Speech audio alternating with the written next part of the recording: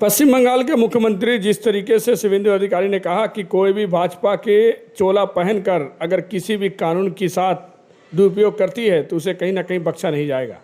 ऐसे में सवाल खड़ा होता है कि फ्रेंड्स क्लब जो कि नदिया के दुबुलिया में 1/7 जो कि इस एरिया में देख सकते हैं, ये फ्रेंड्स क्लब की ऐसी दादागिरी सामने आई कि एक मीडिया के घर पर जाकर उन्होंने जोर धमकाकर खुले रूप में मारपीट किया। आज इनकी छवि कहीं ना कहीं जो देखने को मिलती है कि भारतीय जनता पार्टी के स्टेज में चढ़कर ये कहीं ना कहीं अपने आप को बाहुबली नेता साबित कर रहे हैं। सुनाएंगे आपको रिकॉर्डिंग किस तरीके से उनके घर पर एक अन्नपूर्णा फॉर्म की पूछे जाने पर उनके घर पर जाकर किस तरीके से हमला किया। তুলে নিয়ে যাবো এখন ক্লাবে। না তো এটা ঠিক থ্রেট কি দিয়েছি আমি ওনাকে? তুই কি থ্রেট দিয়েছিস? ওই বিএলও আছে, বিএলওর স্বামী হাজবেন্ড আছে, তোর নামে কেস করাবো ওদের দিয়ে। তুমি কেস করাও না, আমি কথা সব রেকর্ডিং এ তুমি কি কেস করেছি? আচ্ছা কেন কথা বলো না, কথা বলা কি ভয় করছো? কি হয়েছে? কি করেছি আমি? একটা বিএলওকে দিয়ে জিজ্ঞেস করতে পারি না নাকি? ওনার বিএলও আছে, বিএলওর সাথে আপনি ফোন দিন না ওনাকে। কি খারাপ বলেছি? আমি জিজ্ঞেস করেছি। তুই কোনো মিনিস্টার না, তুই এখানে এসে কথা বল, যা ক্লাবে এসে কথা বল। মিনিস্টার নাই, আপনি কোনো মিনিস্টার নাই। তোর সারার ফোন আমার কাছে আছে, ক্লাবে আছে, জমা রাখ।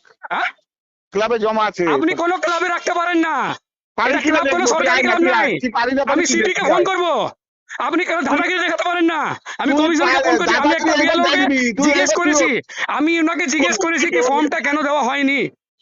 এটা নিয়ে আপনি কোনো পেছান করুন না, ঠিক আছে? ঠ্যাঙাবে কিনা? আপনি কেন ধমকি কেন দিচ্ছেন? আপনি ধমকি কেন দিচ্ছেন? ঠ্যাঙাবো? আপনি ধমকি কেন দিচ্ছেন? ঠ্যাঙাবো? আপনাকে ধমকি কেন দিচ্ছেন? আমাকে ঠ্যাঙাবো মানে? না তো আপনি কে আছেন যে আপনি ধমকিতে? আপনার কি নাম আছে? আমার নাম শুনতে হবে না, আপনার নাম কি? আপনি ধমকি কি করে দিলেন? আমার ঠ্যাঙাবো মানে? ঠ্যাং ভাঙবো, যা। আর ঠ্যাং ভাঙবেন? কে আছেন আপনি? আপনার নাম কি আছে? তোর তৃণমূলের রিপোর্টার ঘুরছে গেছে এদিকে। তৃণমূলের রিপোর্টার নাই, আমার রিপোর্টার তৃণমূল হয় না। আমি ফোন করছি, তুমি আমাকে তৃণমূল কেন বলছেন? তুই যদি ভালো না চাইস তাহলে প্রতিদিন কিভাবে বলে দিলে এটা? তুই তো না আপনার কি দাদাগিরি আছে নাকি ওখানে? আপনি কি তলাবিরি দাদাগিরি করবেন নাকি? দাদাগিরি আছে। এটা কি দাদাগিরি আছে? বাড়িতে ঘুষে আপনি কি এটা করছেন? तो ये तो आपने सुना उसकी दादागिरी किस तरीके से एक मीडिया के परिवार को धमकी देकर खुले रूप में कर रहे हैं कि तुम्हारी घर की मोबाइल सब छीनकर हमने क्लब में रखा है। उन्होंने साफ तौर पे कहा कि हाँ, अगर आपकी दम है तो आप यहाँ आओ।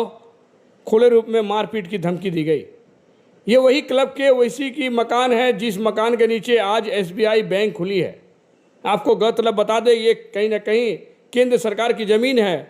सरकारी ज़मीन पर यह कब्जा कर ये फ्रेंड्स क्लब बनाई गई है।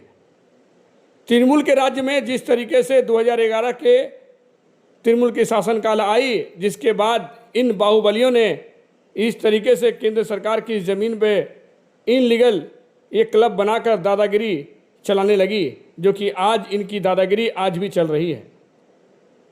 आपको बता दें कि वामपंथी के समय इनकी औकात नहीं थी और आज जिस तरीके से तृणमूल के शासन में इन्होंने बनाया, कहीं ना कहीं सवाल उठता है कि भारतीय जनता पार्टी के शुभेंदु अधिकारी और अग्निमित्रा पाल ने कहा है, क्या ऐसे में सवाल खड़ा होता है कि इन लोगों की चोले पर छोड़ने की इजाज़त दी गई है?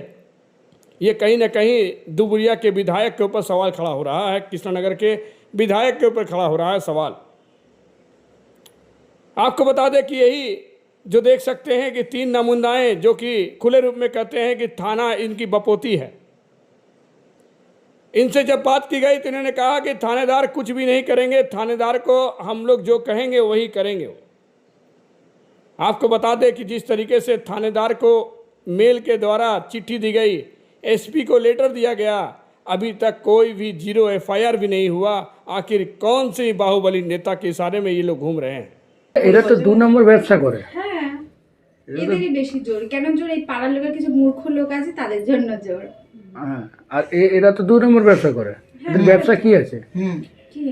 টিকিট সব থেকে। হ্যাঁ, জুয়া খেলায় টিকিট কাটে না লোকে, সরকারি যে টিকিটগুলো আছে। ये वही लोग हैं राजू चक्रवर्ती, जो कि टोटो ड्राइवर, नशे में धुत, जो कि एक माइनॉरिटी के लोगों को मारकर धमकाकर अपनी बाहुबली पेश करती थी ऑटो स्टैंड में। ये वही सुबल विश्वास है जिसकी लॉटरी और जुआ का कारोबार इस फ्रेंड्स क्लब में ये चलाते हैं, जो कि स्थानीय लोगों का कहना है। ये आसनसोल समाचार नहीं कह रही है। दिखाएंगे आपको कि महिलाएं किस तरीके से खुले रूप में कर रही है कि इनकी लॉटरी की कारोबार है और लॉटरी के कारोबार से फल फूलते हैं। ऐसे में सवाल उठता है कि थानेदार कितनी रिश्वत खाकर, किसके इशारे में, बाहुबली के इशारों में इनको पनौती दी थी कि इस तरीके की इनलीगल गतिविधि को आगे बढ़ाने का प्रयास करे और इस तरीके के इनलीगल का कार्य करे। आखिर इनकी गिरफ्तारी क्यों नहीं होती है? कानून की इस तरीके से धज्जियाँ क्यों उड़ाई जा रही है? ये कहीं ना कहीं सवाल उठ रहा है। आज जिस तरीके से मीडिया के घर पर जाकर उन्होंने तोड़फोड़ किया, धमकी दी और उनके परिवार के ऊपर हमला किया, आज ये वही राजू चक्रवर्ती है, ये वही सुबल विश्वास है, ये वही महादेव साहा है जो कि इनके लोग बासु साहा और सागर गंगुली जिसकी सभी को एक साठगांठ बनाकर उनके घर पर जाकर हमला किया और पुलिस को 0 FIR तक नहीं की।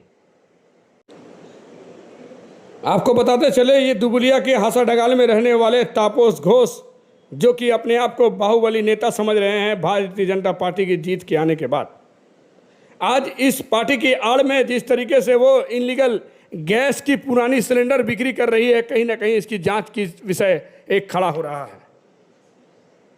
आपको बता दें, ये गैस कारोबारी जिस तरीके से अपने आप को बाहुबली नेता समझ रहे हैं और कुछ दिनों से जिस तरीके से नेता के आजू बाजू घूमकर थानेदार को जिस तरीके से हवालात दे रही है और खुले रूप में चुनौती दे रही है कि दम है तो किसी को हमारे आगे आकर दिखाए। ऐसे में सवाल खड़ा होता है कि भारतीय जनता पार्टी जीतने के बाद उनके कार्यकर्ता क्या गुंडा रूप में घूम रही है दुबुलिया के इस इलाके में?